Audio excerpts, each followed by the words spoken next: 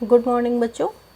आज हमारी 9th class की 18वीं वर्कशीट आई है। दिनांक है 16 अगस्त 2021।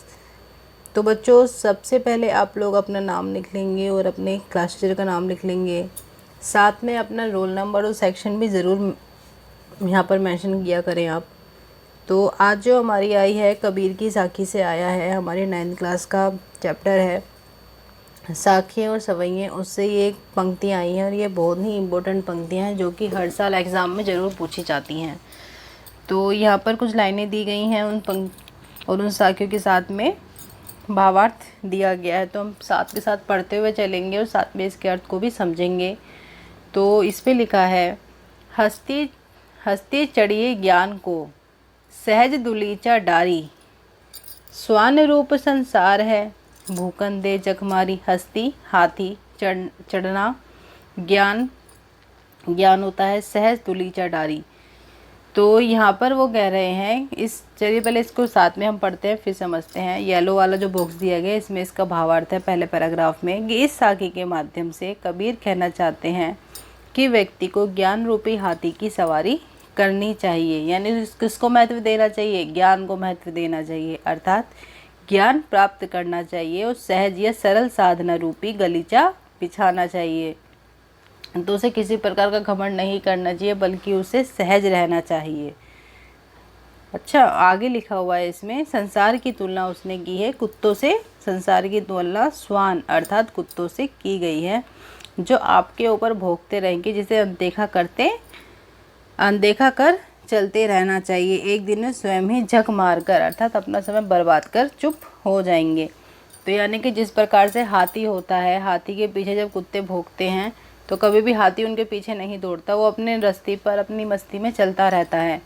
उसी प्रकार यहाँ पर कबीर जी कहते हैं कि आपको क्या करना है, आपको ज्ञान रूपी हाथी की सवारी करनी है। चाहे ये संसार रूपी कुत्ते कितने भौंकते रहें, आपको उनकी तरफ ध्यान नहीं देना है। तो क्या होगा, जब आप उनकी तरफ ध्यान नहीं देंगे तो झक मार के कि उनका तो समय बर्बाद हो रहा है ऐसा सोच के वो भौंकना बंद कर देंगे। आगे है, पाखी पाखी के कारणे सब जग रहा भुलान, निरपक होय के हरि भजे सोई संत सुजान। आगे इसमें क्या लिखा हुआ है देखिए, संत कबीर कहते हैं कि पक्ष विपक्ष अर्थात सही क्या है और गलत क्या है के असमंजस के कारण सारा संसार आपस में लड़ रहा है और भूल भुलैया में पड़कर प्रभु को भूल गया। हर व्यक्ति किसे पड़ गया? पक्ष विपक्ष में पड़ गया, तेर मेर में पड़ गया है। तो इस सही गलत तेर मेर पक्ष विपक्ष के चक्कर में क्या हुआ है, व्यक्ति जो है हरि कौन, ईश्वर को ही भूल गया है।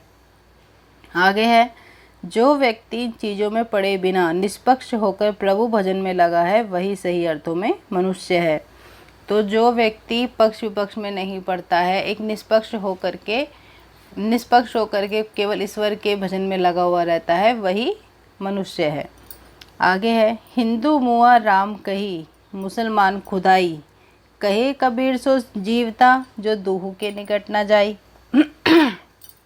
यहाँ पर है कि हिंदू पढ़ते हैं, कबीर ने कहा है कि हिंदू राम नाम का भजन और मुसलमान खुदा करते करते मर जाते हैं। क्या हिंदू किसका नाम लेते लेते मर जाते हैं? जब व्यक्ति मर जाता तब भी क्या बोला जाता है? राम नाम सत्य बोला जाता है। हिंदू में राम बोला जाता है, मुसलमानों में खुदा बोला जाता है, लेकिन क्या दोनों को वो मिलते हैं? नहीं मिलते। तो यहाँ पर आगे लिखा है उन्होंने कि कबीर ने कहा है कि हिंदू राम राम का भजन और मुसलमान खुदा करते करते मर जाते हैं, उन्हें कुछ हासिल नहीं होता। असल में वह व्यक्ति जीवित के समान है जो इन दोनों की ही बातों में अर्थात आडंबरों से अपने आप को अलग रखता है। जीवित व्यक्ति कौन है? जो इन सब में नहीं पड़ता, ना ही राम में ना खुदा में, जो इन सब चीज़ों से, इन सब आडंबरों से अपने आप को दूर रखता है, जो एक साक्षात ईश्वर को मानता है, ना कि राम और मुसलमान के फेर में पड़ता है। तो ये हमारी कुछ साखियाँ थी। यहाँ पर कुछ अपरिचित शब्द हैं, हस्ती हाथी, स्वान कुत्ता, दुलीचा बैठने के लिए छोटा कपड़ा या कालीन, भूकन भोंकना, जक मछली, पाखा पाखी पक्ष विपक्ष, कारणे कारण, सुजान होशियार या चतुर। आगे इसमें प्रश्न है, हस्ती चढ़िए ज्ञान को से क्या तात्पर्य है? तो इसमें 4 ऑप्शन दिए गए हैं, घोड़े की सवारी, ज्ञान प्राप्त करना, हाथी की सवारी या हाथ चढ़ाना। तात्पर्य जो इसका वास्तविक अर्थ है, शाब्दिक अर्थ हमें नहीं बताना है, तो इसका अर्थ होगा ज्ञान प्राप्त करना। सहज दुलीचा किसका प्रतीक है? किसी जानवर का, किसी जगह का, ईश्वर का, सरलता और सहजता का। तो हम सब इसको आसानी से बता सकते हैं, इसका उत्तर होगा घ, सरलता और सहजता का। अगला प्रश्न है, यह जग मारना से क्या तात्पर्य है? किसी को पीटना, किसी को भला बुरा कहना, समय बर्बाद करना, उपरोक्त में से कोई नहीं। तो इसका उत्तर होगा ग, समय बर्बाद करना। अगला है, यहाँ पखा पखी से क्या अभिप्राय है? ऊपर ही दिया गया है, यह पखा पखी से अभिप्राय पक्ष विपक्ष से है। तो इसका ये उत्तर हो जाएगा। अगला है, दुई के निकट न जाई से क्या आशय है? तो इसका उत्तर होगा दुई के निकट न जाई से आशय जो दोनों के ही निकट ना जाए, अर्थात जो किसी पक्ष विपक्ष पे ना पड़े, निष्पक्ष रहे। तो यहाँ पर हमारे ये 5 प्रश्न हो गए।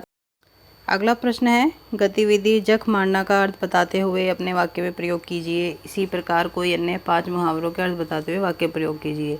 तो जख मारना का बताते हुए हमको बाकी के 5 मुहावरे और बनाने हैं। बच्चों यहाँ पे मैं आपको उदाहरण के तौर पर बनाऊंगी वाक्य, आप अपने अनुसार भी बना सकते हो। साथ ही आप दूसरे और भी मुहावरे सर्च ज़रूर करिए, क्योंकि बहुत सारे मुहावरे हमारी हिंदी डिक्शनरी में होते हैं। तो पहले हम जख मारना करते हैं। जख मारना का अर्थ होता है व्यर्थ में समय बर्बाद करना। इसका हम वाक्य बना सकते हैं कि ऐसे खाली बैठे जख मारने से अच्छा है तुम कुछ पढ़ाई कर लो, है ना। तो यहाँ पर क्या मतलब हुआ कि ऐसे खाली बैठ के आप अपना समय बर्बाद मत करो। अगला प्रश्न है, बाकी के मुहावरे हैं हमारे। अगला हम लिख सकते हैं, अपने मुंह मियाँ मिट्ठू बनना। इसका होता है स्वयं अपनी प्रशंसा करना। तो इसका वाक्य बन जाएगा, अच्छे आदमियों को अपने मुंह मियाँ मिट्ठू बनना शोभा नहीं देता। इसके बाद अगला होगा, अकल का चढ़ने जाना, यानी कि समझ का अभाव होना। इतना भी समझ, इसका वाक्य होगा, इतना भी समझ नहीं सके क्या अकल चढ़ने गई है। अगला है, अपने पैरों पर खड़ा होना, यानी कि स्वावलंबी होना। इसका वाक्य होगा, युवकों को अपने पैरों पर खड़े होने पर ही विवाह करना चाहिए। चौथा होगा, अकल का दुश्मन अर्थात मूर्ख। आजकल तुम अकल के दुश्मन हो गए हो। पांचवा है, अपना उल्लू सीधा करना अर्थात मतलब निकालना। आजकल के नेता अपना उल्लू सीधा करने के लिए लोगों को ही भड़काते हैं। तो यहाँ पर हमारी ये वर्कशीट नंबर 18 कंप्लीट होती है। सो कंप्लीट कर लीजिए और अपने टीचर्स के साथ शेयर कर दीजिए। ओके बच्चों, have a nice day. Thank you.